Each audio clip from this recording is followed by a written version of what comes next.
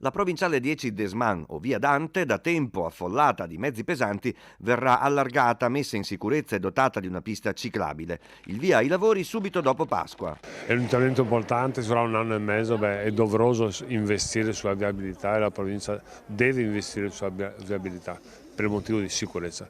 Giordani si è detto impressionato dall'incrociarsi dei tir lungo la via. Il progetto prevede l'allargamento delle corsie a 3,5 metri ciascuna, con le banchine asfaltate da 1 metro. La pista ciclabile da 2,5 metri verrà realizzata sul lato nord della strada, collegata con quella esistente nel centro abitato.